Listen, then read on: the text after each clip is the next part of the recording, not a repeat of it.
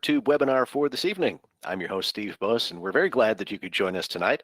Remember, as we go through the presentation, if you have any questions for our panel, please just type them into the chat box, and I promise we'll save time at the end to get those questions answered. Joining me tonight is Gary Otto and Steve Lark. They are in the Milwaukee, Wisconsin area, and Mike Woods, who's down in sunny Florida, and he was just telling us how wonderful the weather is down there, and comparing it to how the weather isn't quite so nice in Wisconsin today. But it's not bad. It's springtime, right? They are from the CAF Wisconsin Wing, and the Wisconsin Wing is home to one of the newest additions to CAF's flying fleet, a beautiful T-34 Mentor. We're going to find out not only about the T-34 itself, but also about this specific model, and it's got quite an interesting history. So Gary, welcome, and Steve and Mike, take it away. Very good. Thank you. Thank you, Steve, for setting this up for us.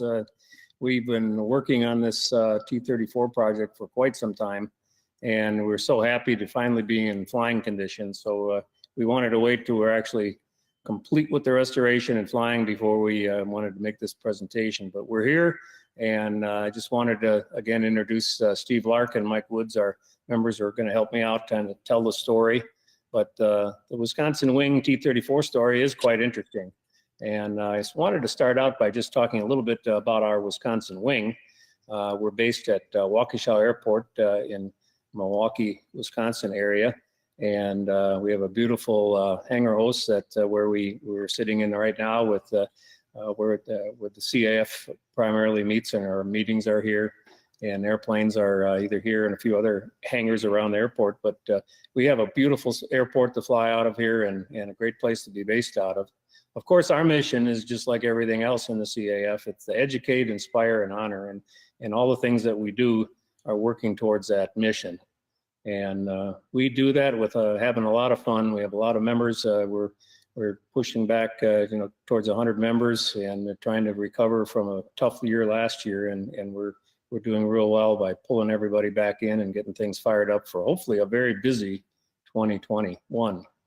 But we have a lot of really good people in the wing. We carry out our mission utilizing the aircraft we have as our tools, and we do, right now we're doing rides with our SNJ5 T6, and that is just an exciting living history flight experience that we share with so many people every year. It's a great way to share that experience and history. We also have a PX operation that goes to many air shows and fly-ins. A lot of great team of guys leading up our PX volunteers. And we just really enjoy showing off our airplanes.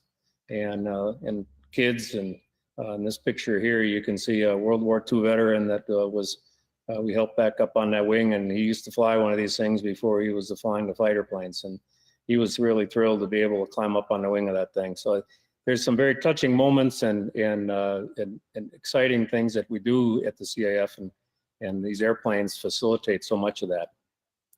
We also have had 3 Gathering of Warbirds events at the Wisconsin Wing, and the Gathering of Warbirds have been great events to not only to share our mission and share the airplanes, but they've also been very good fundraisers for the wing, and helped us do this project here for the T-34 with funds that have helped us get through the restoration. And again, it's all people doing things and volunteering and making things happen to carry out the mission.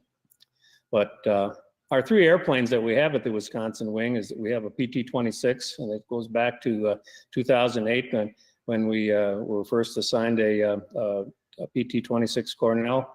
And then in 2011, we were very fortunate in being able to convince headquarters to assign this beautiful SNJ5 1943 model to the Wisconsin Wing. And we've really put it to work over the years carrying out the mission.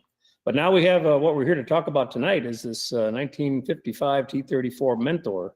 It's a beautiful airplane, and it didn't start out as such a beautiful airplane, and we'll show you some of the transition that we went through to get there. So tonight I want to start out by talking a little bit about our T-34's history. In 1953, Beech was building the aircraft under a contract for the Air Force, and they built a lot of airplanes, but they weren't necessarily assigned and put into service right away. So our serial number from the military's number is a 53-4175, but all of the paperwork shows that it's a 1955 because that's actually when it was put into service. So it was a little confusing to us at first until we did a little digging. But to digress a little bit from our T-34's history, I just wanted to touch on where the T-34 fits into the big picture of trainers for the Air Force and for the Navy. The T-34 was developed to try and replace the T-6 as the primary trainer or the basic trainer that was in use. It was a high maintenance plane, and they wanted something that was more modern. Walter Beech saw that need and developed this less expensive and easier to fly trainer starting in 1948 using the Model 35 Bonanza that was so popular at the time. The first Model 45 test flight took place on December 2nd, 1948. And all through 1949, Beech took that on a tour of military bases, showing it off, trying to get people to buy his design.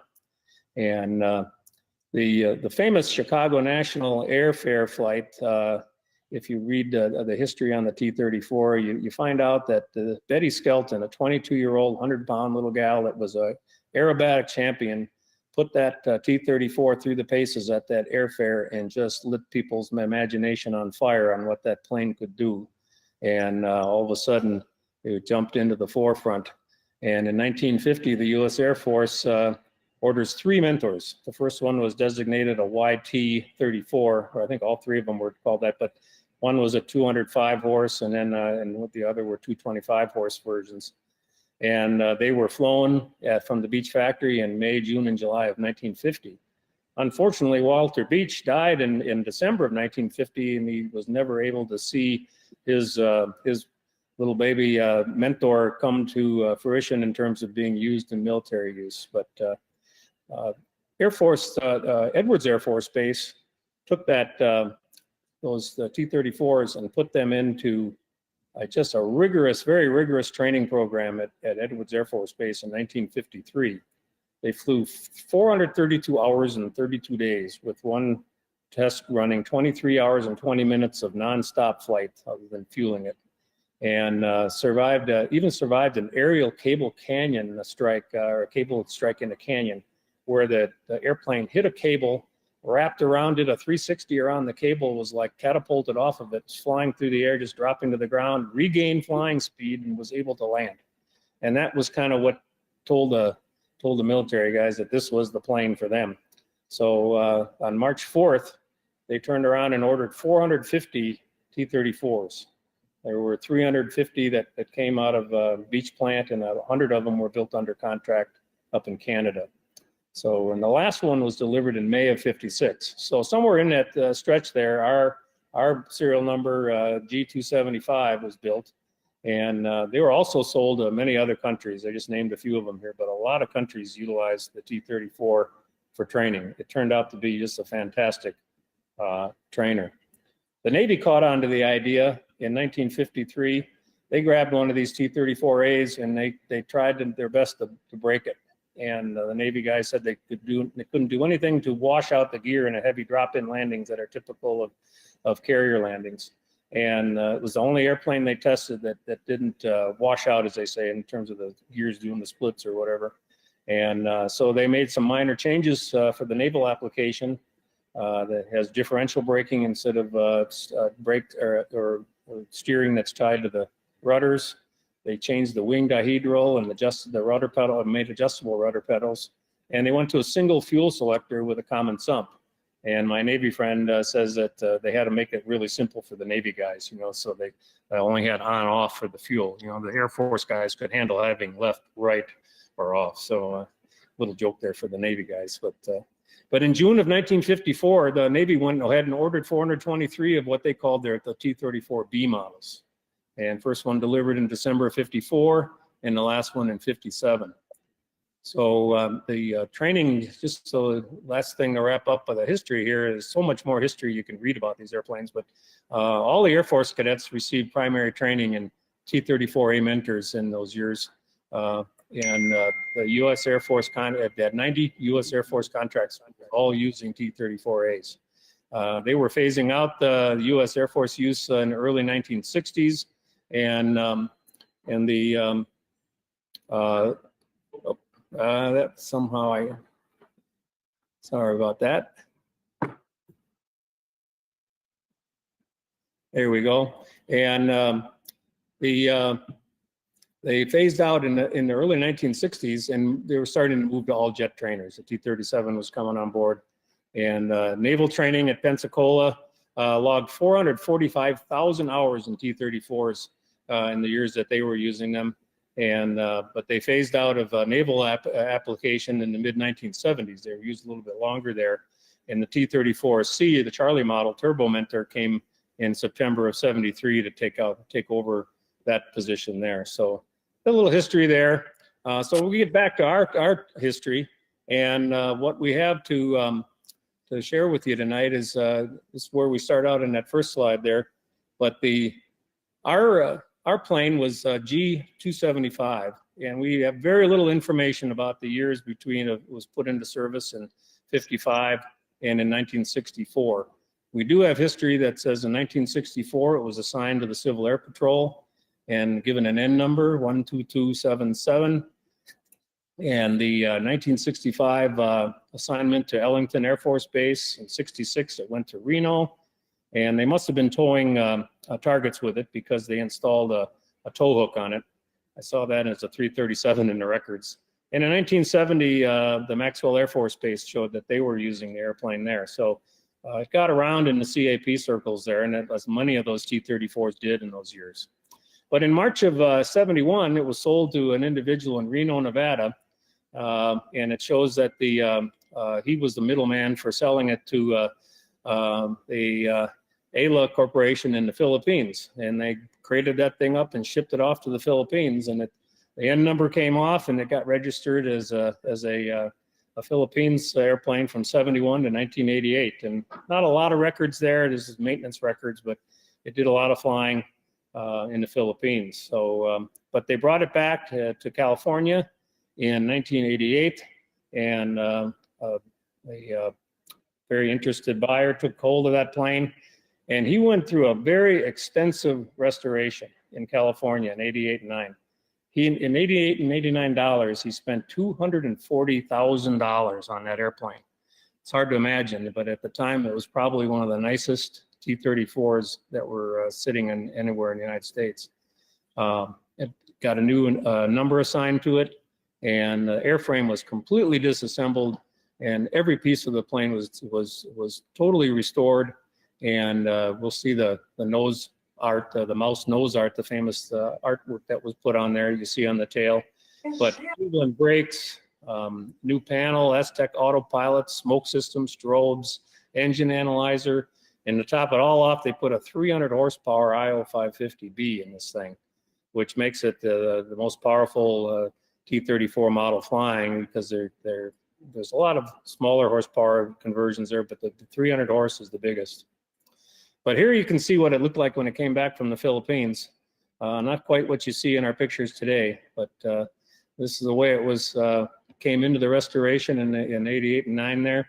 And was completely stripped down. You can see there's the fuselage turned upside down, and on its side there in a couple pictures, everything was stripped down to the bare pieces. So when you look at this plane now, any hatch you open up or anything you look at, it's not only pretty on the outside, it's pretty on the inside. Every piece was brought back to equal or better shape. And you can see what lengths they went to in these cockpits here to strip everything out and redo it. And a lot of new metal work and a lot of restoration work. Here the old panel came out, and they built all new panels, totally redone there. And then they brought those all the painting was done all that during that time frame, and you can see the U.S. Air Force markings getting painted onto the wings there. But look at that cockpit from prior to the restoration, pretty much what everybody expects to see when you look in the cockpit of a T-34. But now you can see what we have now, and it's people say it's better than new. It's just a beautiful cockpit, front and rear. And they did just a wonderful restoration. So There we see the plane as it looked after it came out of restoration, the famous mouse on the tail. And people say, why is there a mouse on the tail? Well, we did some research on that. And Adolf Galland was a famous World War II German ace. And every Messerschmitt that he flew had that insignia painted on the side of it. And you'll see he's got a stogie hanging out of his mouth, just like the mouse does. And the mouse is carrying a blunderbuss and an axe. So not quite the Mickey Mouse of the day that you'd have, but that was his insignia. So for some reason, the guy restoring this thing had a liking for Galland and put that marking on the tail. So that's the background on it. It has nothing to do with the T-34 that we know of, but I think what we're destined to do is to take the mouse off and probably put our nice CAF logo right up in that same area.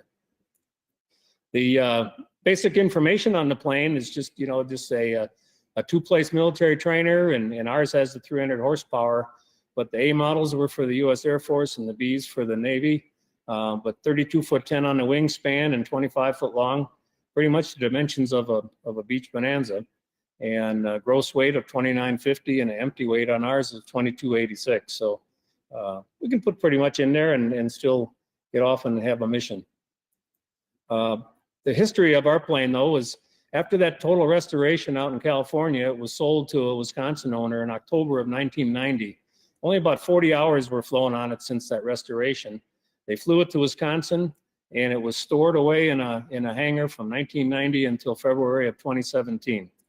And that's what required us when the plane was donated to us on February 24th of 2017 by a very generous owner. And all that sitting time from 1990 to 2017 caused us to have to kick in and do another restoration to try and turn back the hands of time on all the pieces and parts of that airplane that looked so beautiful, but needed to be restored and redone again. So our restoration begins in 2017, and the total time on the airframe of 4,400. And we had to overhaul the engine to all new limits and do a complete overhaul on it due to the corrosion and things from the sitting. Prop had to be overhauled. We did get rid of all of the magnesium control surfaces and go to all aluminum. But all the tires, tubes, seals, hoses, fuel bladders, anything that was rubber had to be replaced. Avionics, when we finally powered them up after sitting so long, a lot of them had smoke coming out of them and had to be restored. And we added GAM ejectors as donated by GAMI, and you'll see that they played a big part in the restoration process here. But I know in talking with Steve, he says, well, how did you guys ever come up with the idea to get a T-34 in the first place? And Mike Woods is the guy to ask that question to. Mike, you want to explain to us what happened back at that wing meeting in September of 2016?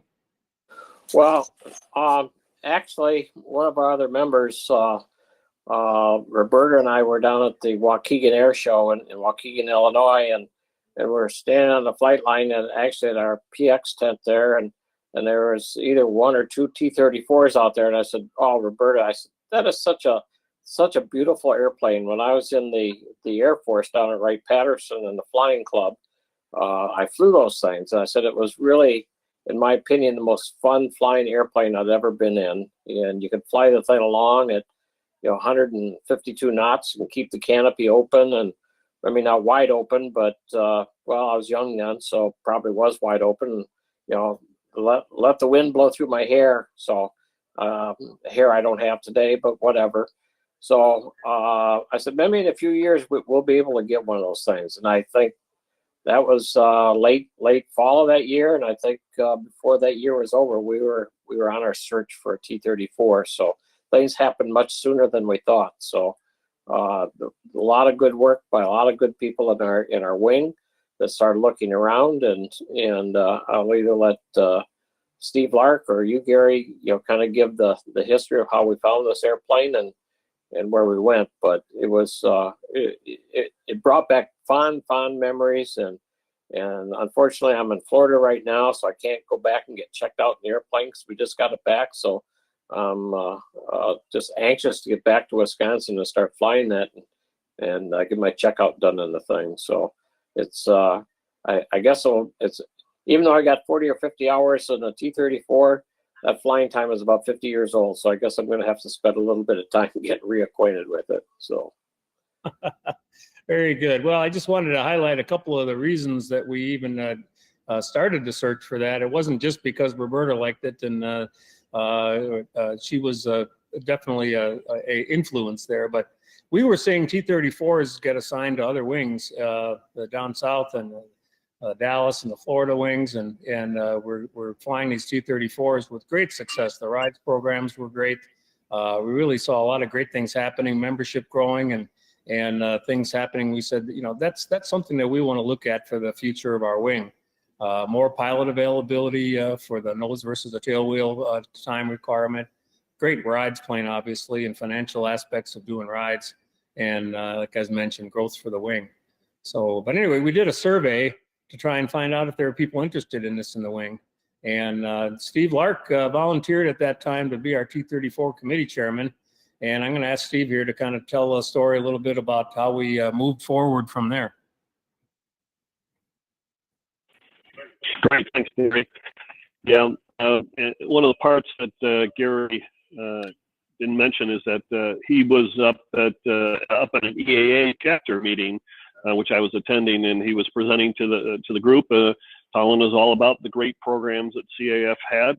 And afterwards, you know, he, as a good wing leader, was looking for people to join the CAF. And I said, well, gee, you know, you got 2 tailwheel airplanes. I'm not checked out in tailwheels. If you ever get a nose wheel, maybe. And he says, well, we're going to be looking for a T-34. And I said, that sounds interesting. And before you knew it, I was leading up the search for the T-34. And so we started looking for it. I just want to add a little bit additional here is that we got really lucky. We found this, we started looking, you know, doing a FAA search and what have you. And we found this, I'll call it stumbled on. We stumbled on a T-34 right here at our home airport that someone owned. And loved what we were doing. We talked to him, took him out to dinner a couple times, and before you know it, he said, you know, I love what you guys are doing. I love the mission. I'll donate my T-34 to you guys as long as you take good care of it. And we said, well, no problem with that. We'll not only take good care of it, we'll get her in the air. So we did that, and then once we got that, we needed to actually, now we needed to find the money to do the restoration. And we talked to one of the maintenance shops on the field here and got an estimate, a ballpark estimate on what we thought it would take. We thought, based on what he was saying, probably 75 to 80,000, but we all know how that goes. So we figured we better plan on 100,000, right? So we set our goal for 90 and 180 days. And within a few months, by September of 2017, we had $87,000 pledged by pilot sponsors, non-pilot sponsors, ground crew sponsors, and others, right? Some companies and individuals. So it was a great support from the local community and our members.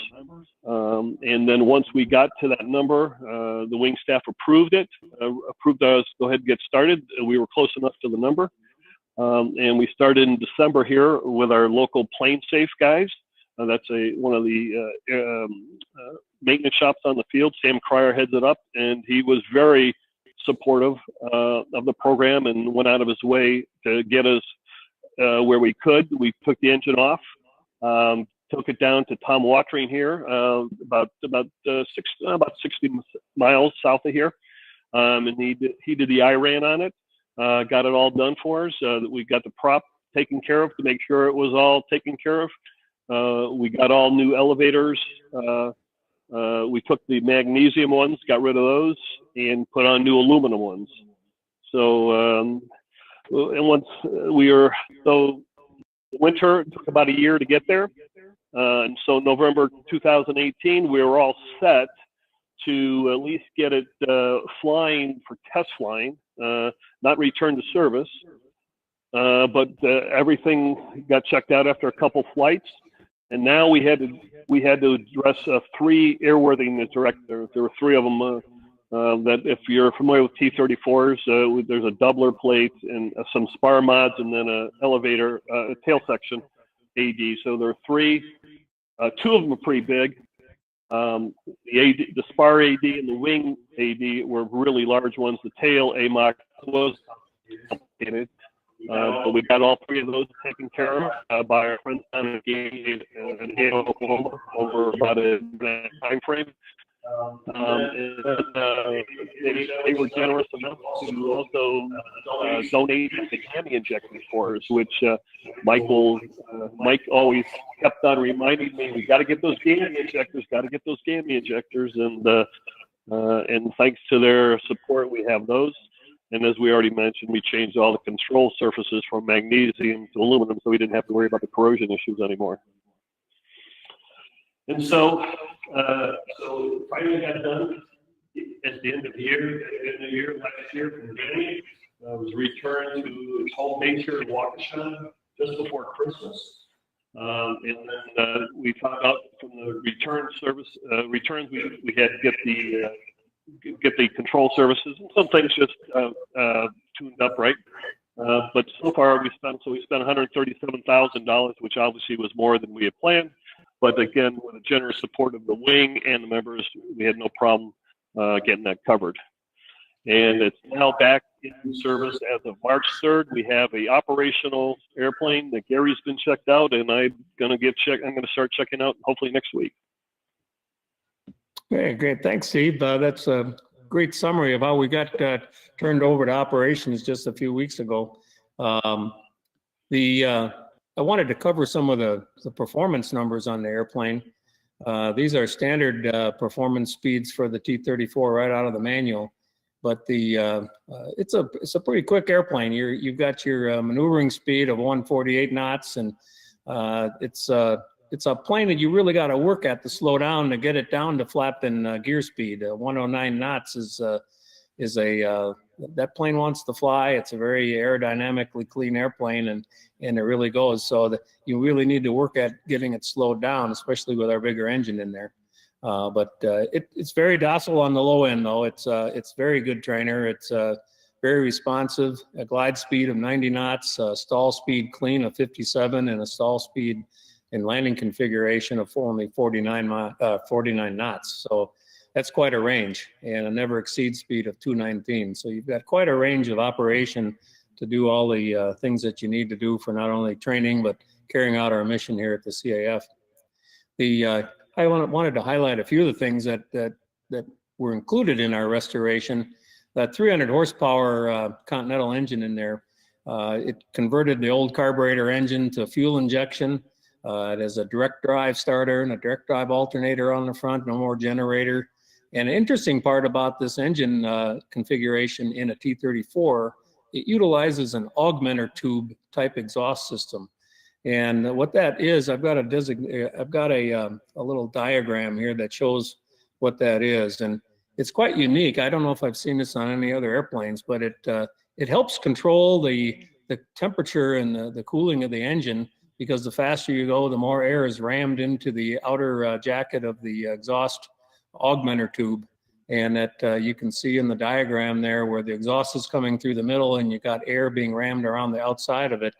And so you're taking away a lot of heat by ramming that air straight through there. So no cowl flaps or other engine cooling accessories are required. So it's quite a unique application. And what it does, it gives it a very unique sound too.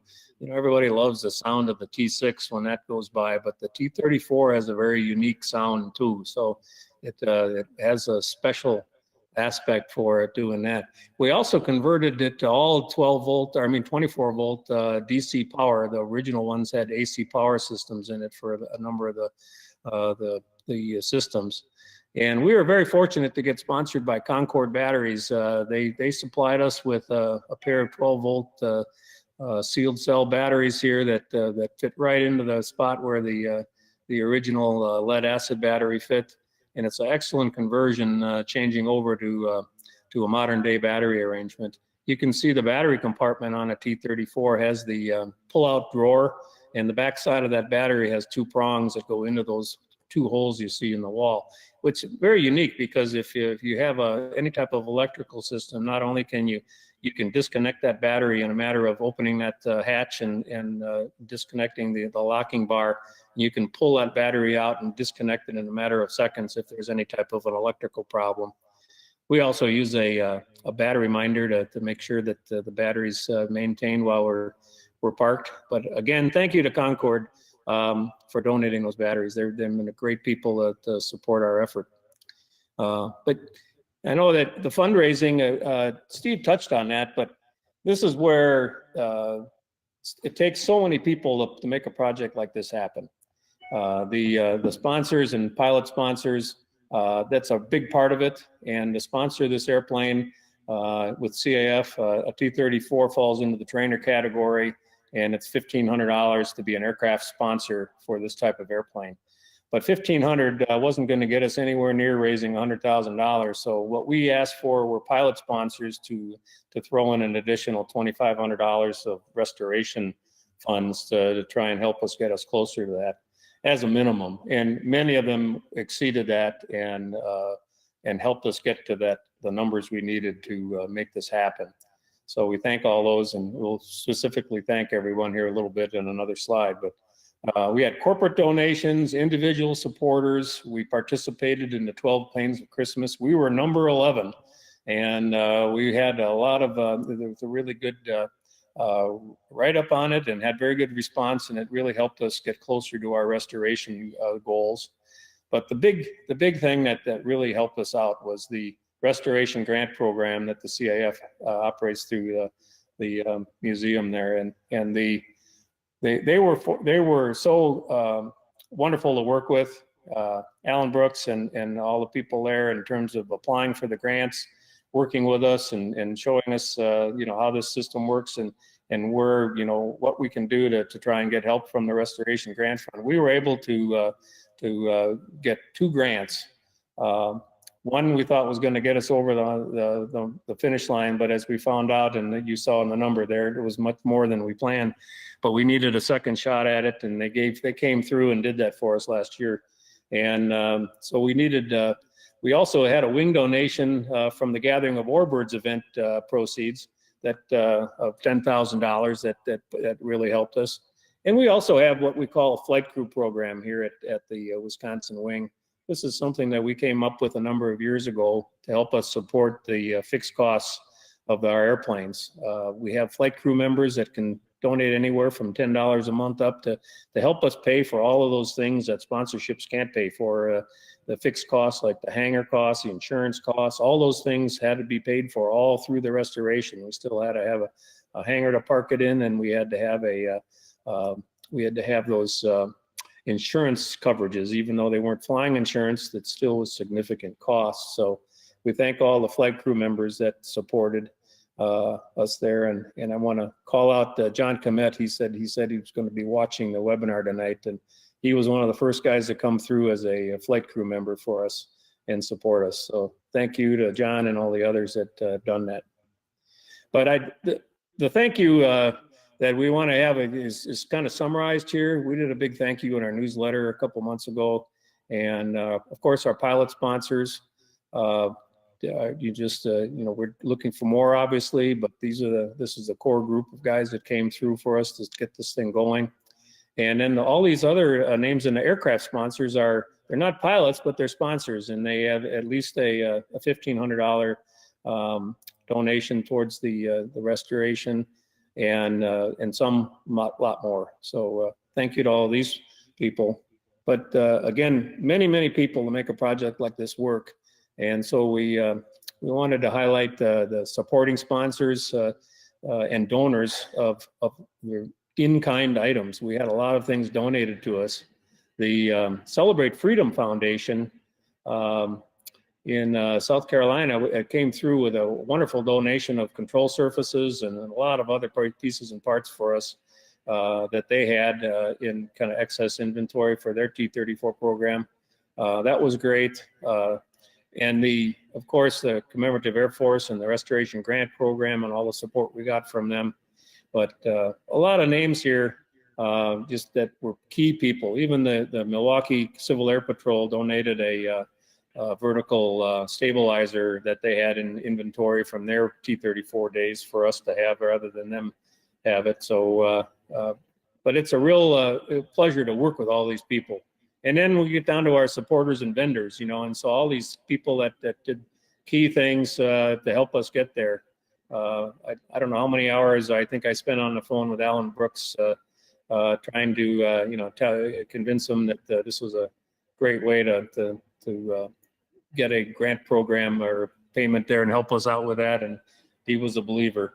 And all of the names here that came through in the companies, thank you all for doing that. So, and then we get to where we are now. This last weekend, we're actually sitting in our airplane. That's me in the front seat, and that's Steve in the back. And we are actually flying this airplane. It's the greatest thrill to actually have this project done. And what an honor to be able to fly a piece of history like this. It's there's something special about flying these airplanes and being able to do what we do, and not only educating, but the inspiring and the honoring part of what we do is so special. And for the people who haven't experienced it yet, I just get involved and find out some way that you can get involved with the mission of the CAF, because it is what gets all these people inspired to volunteer, financially support, and spend their time. It's a really great way to enjoy aviation, military aviation, all around. A couple other pictures here. Our cockpits, front and back there. Again, they're just beautiful. There isn't a scratch in there that looks like the day, probably the day that they rolled out of the factory. That just everything is in beautiful condition. A lot of work had to go into those panels again to get them working all again. A lot of those instruments from sitting those years had to be overhauled again, but we're here and running, and it's beautiful. A couple of the other sponsor pilots, this will make Mike Woods feel bad because he wasn't here to hop in there, but I'm the first one of our sponsor pilots to get my T-34 rating. So my first job was to get everybody else up for a ride, and you saw I took Steve up right away, and Brian Blazek is on the left side here, and Andy Jaski is on the right here, and these guys are stuck with the program and the sponsorship and funding this thing all through the years, and now it's paying off and we're able to enjoy it. So we're mission ready, and that's a beautiful shot of the airplane that we wanted to have a flying picture of our airplane before it was actually flying.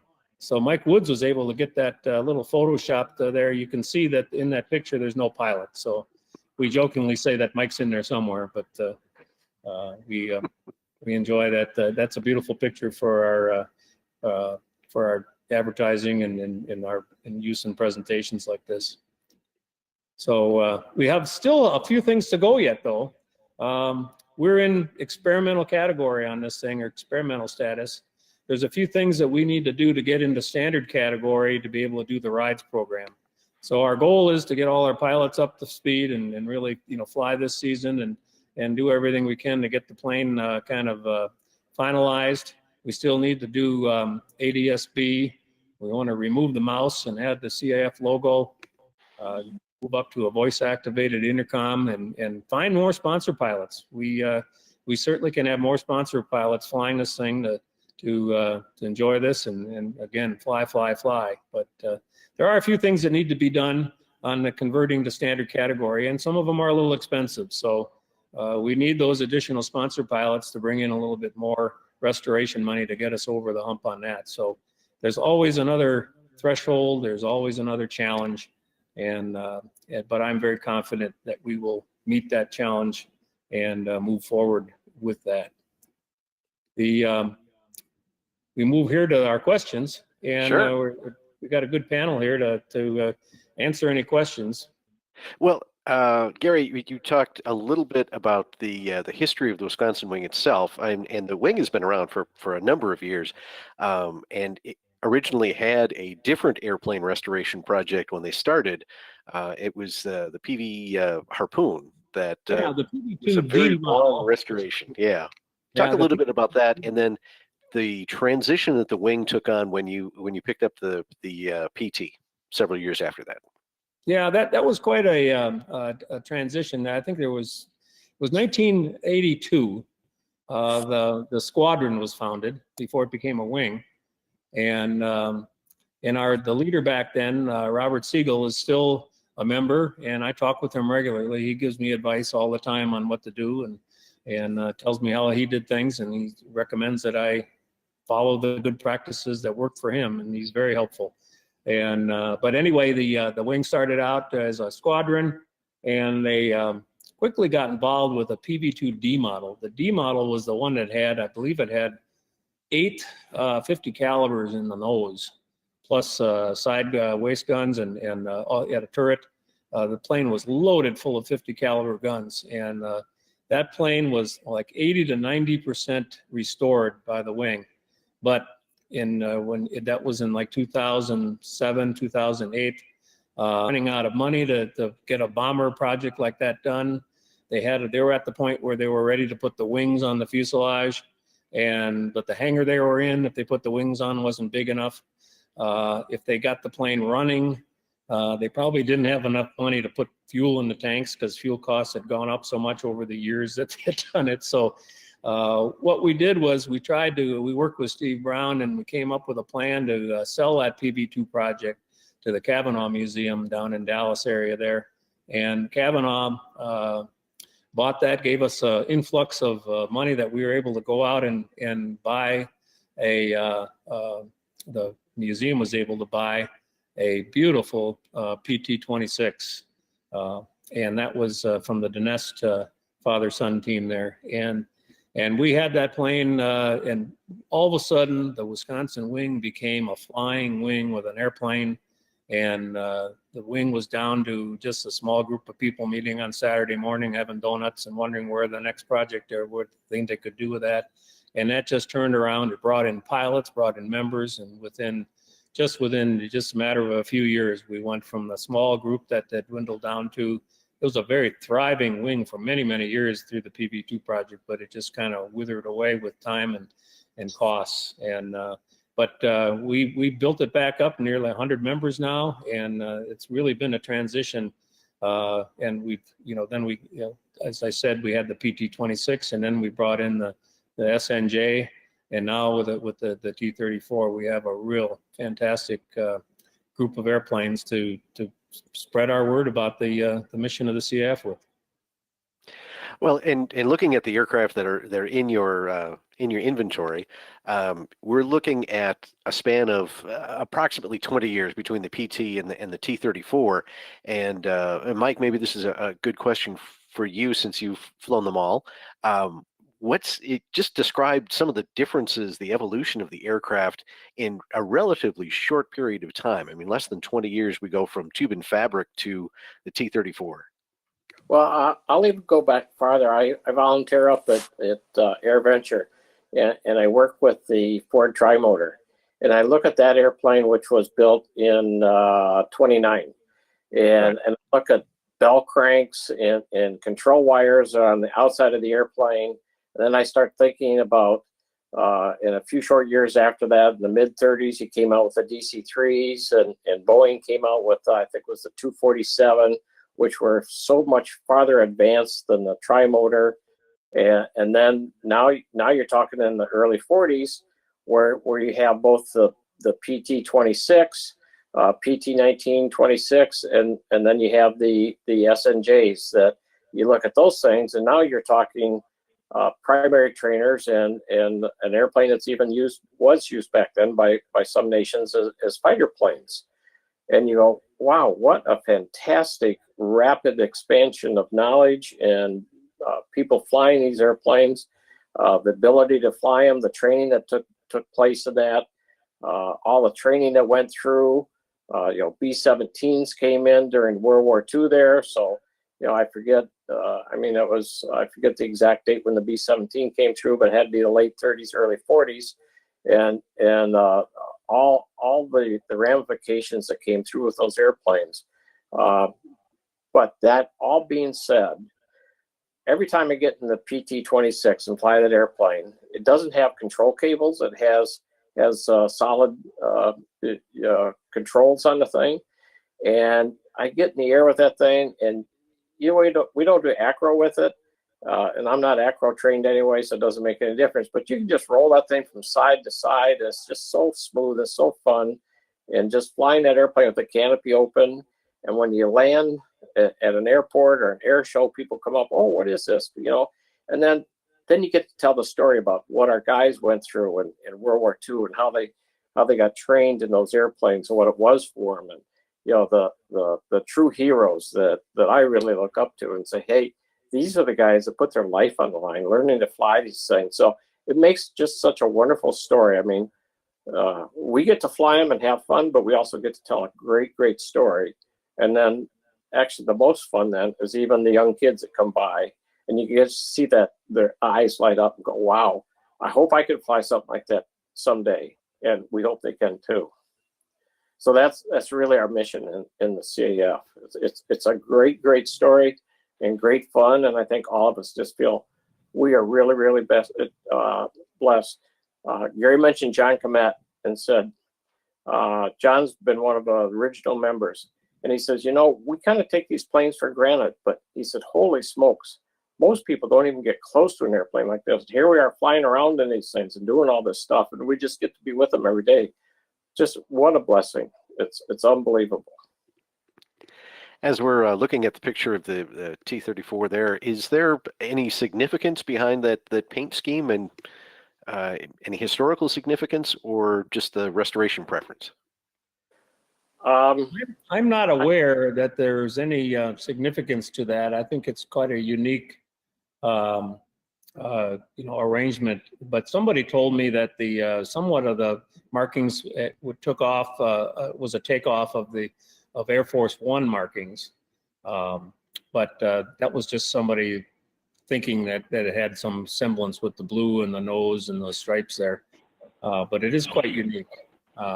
I saw one plane at the Air Venture in 2019 that looked similar to it, but not quite as detailed as this.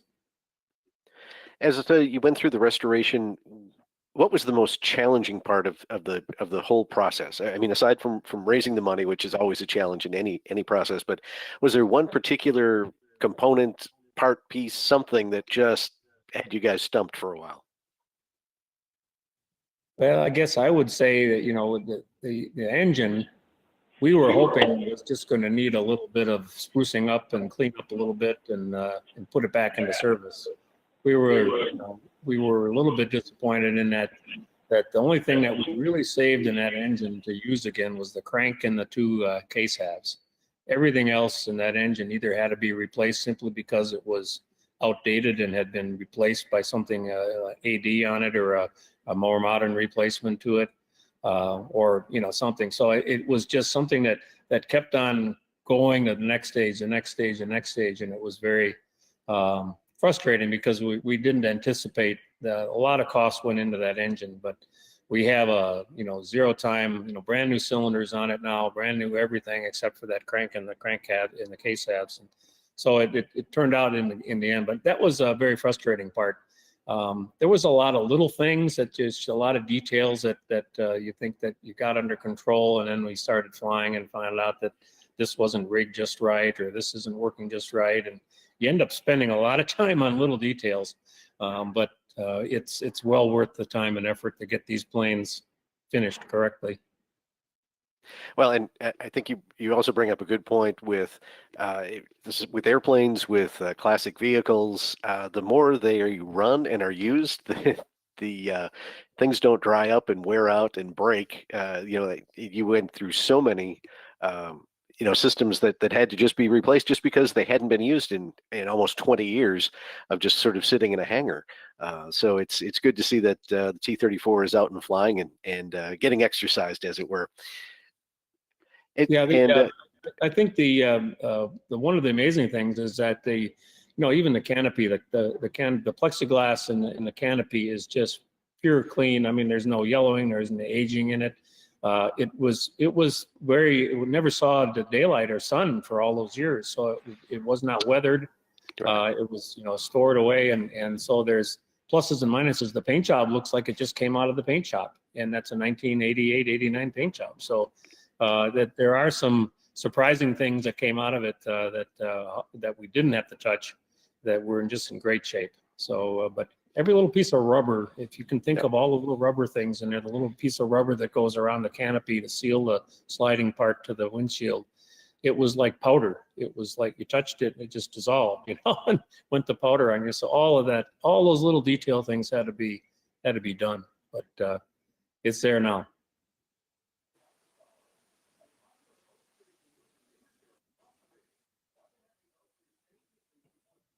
Still there, Steve? You're on mute, Steve. Is there, I know that the T-34 is based on the Bonanza airframe. Are there similarities in the way the two airplanes fly, or are they completely different? Well, maybe I'm the best one to answer that, because I fly my friend's V-35 with the 300 horsepower engine in a V-tail Bonanza, and so I had a number of hours in that over the past year.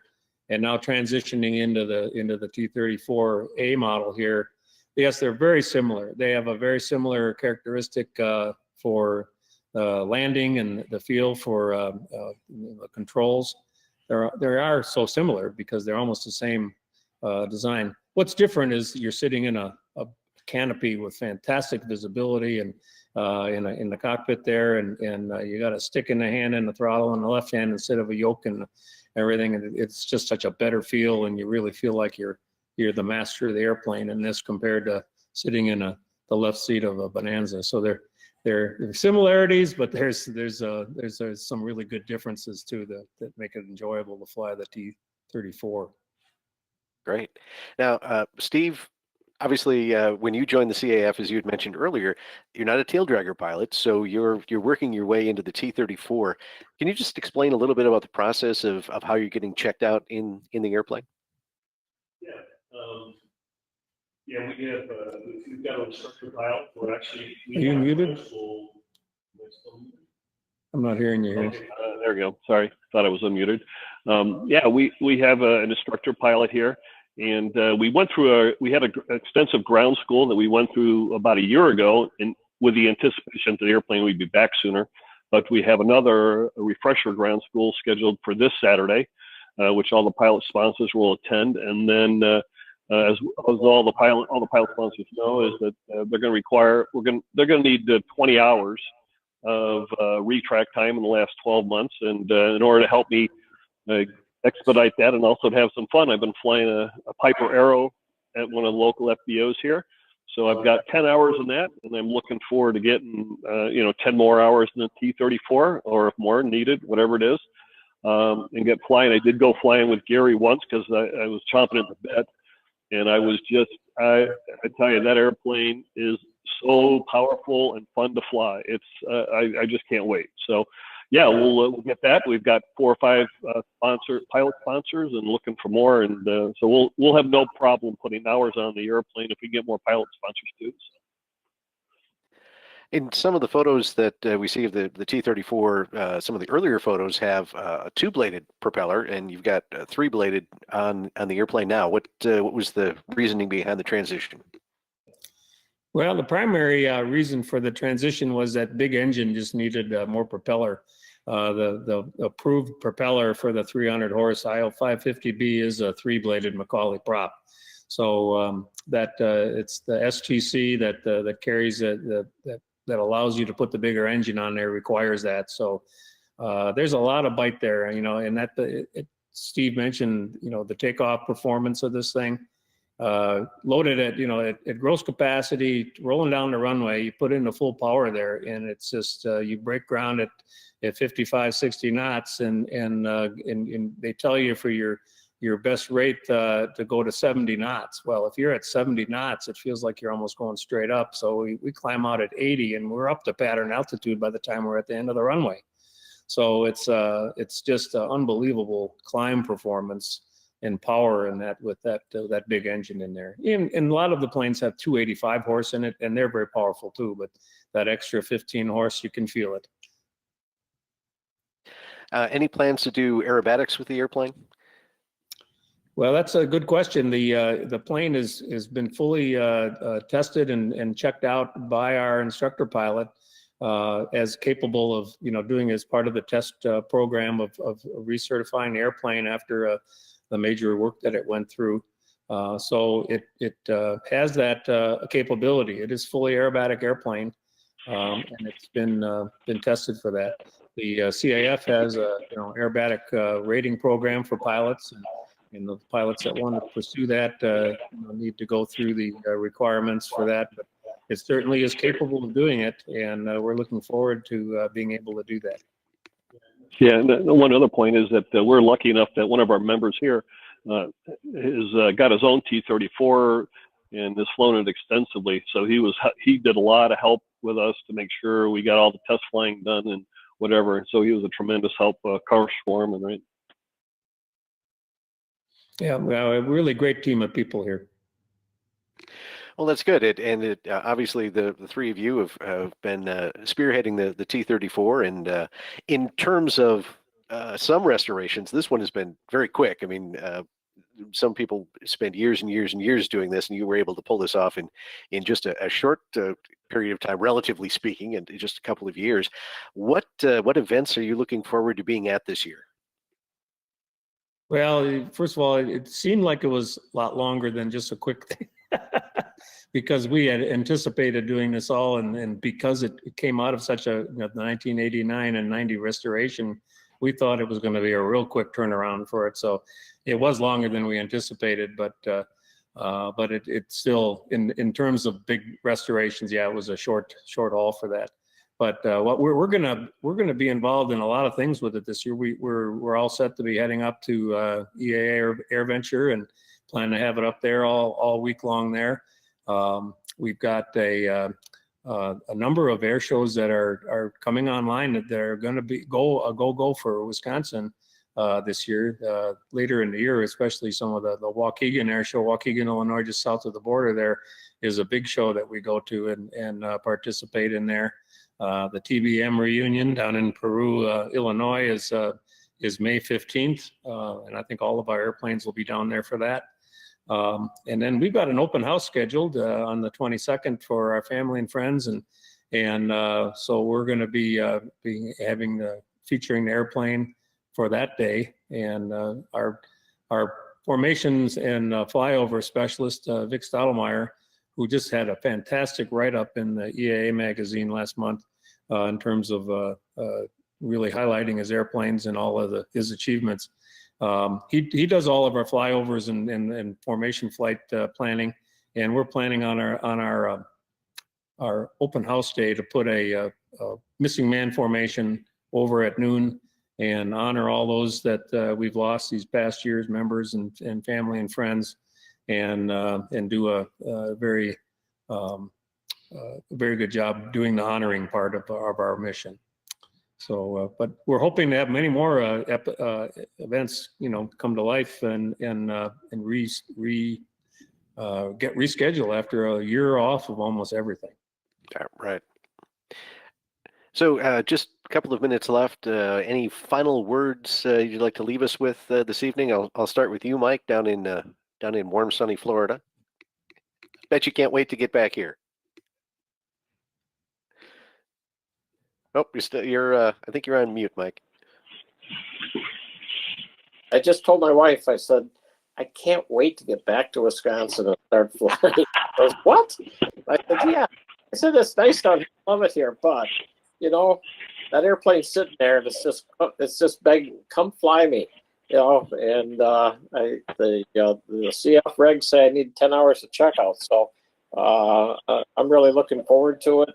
Even though I got a lot of Baron time and Bonanza time and everything else, but hey, you know what? Flying with a talented instructor like Carl is should be really, really fun. And then I'm looking for us to go to, as you mentioned and Gary mentioned, several air shows that are lined up for the year and flying breakfast and that. And a lot of our members who have helped supported it, we want to give them all rides. Gary's already started doing that. Love to give rides. If we can get the kids that are old enough, get them for a ride in it, and hopefully they see that U.S. Air Force thing on there and go, I want to be an Air Force pilot or a Navy pilot, go into the military. That would be great. So, yeah, just really looking forward to going out and being with the airplane and doing what we're supposed to be doing. Very good. Steve, how about you? Just two quick things. One, obviously, I'm looking forward to getting checked out so I can get the airplane out there and share it with a lot of people. And then second of all, I encourage anybody listening is that you may be surprised like we were. There could be Warbirds right in your airport close by. And you may find you might find someone that's got it, they love it, but it's not getting the activity at once, and they may be open to donating it to you. So take a look and see what you can find. Very good. How about you, Gary? Well, I think the kind of the parting thought here is that I just encourage people to get involved with the CAF and their local wings and get involved in so many ways that we can interface with the public, especially with the youth. We've got a really fantastic education officer here, Jeanette Anderson, and she's doing some great things with education this year. And I'm just looking forward to be able to use these all of our airplanes to further that effort. To really get out there and make these pieces of history utilized and put to good use. Sounds good.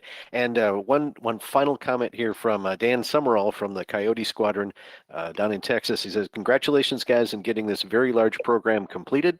It takes a good group of people and strong leaders to get it done. So complimentary words from a fellow CAF leader, and very well deserved for you, Gary, Steve, and Mike, and all the folks at the Wisconsin Wing. Congratulations, and look forward to seeing that beautiful T-34 at a show somewhere in the next couple of months. Very good. I'd like to get it down to Dallas and show it off down there. So that's not out of the realm either. So there we go. All right, gentlemen, thanks again for joining us for our Warbird Tube webinar tonight. For those who've been watching and viewing, if you have any suggestions for future topics or someone you'd like to hear from, just drop us a note. An email is just fine at media@cafhq.org. It's media@cafhq.org. We'll be back next Wednesday night at 7 o'clock. And until then, thanks to our guests, Gary Otto, Steve Lark, and Mike Woods. I'm Steve Buss for the Commemorative Air Force. Good night.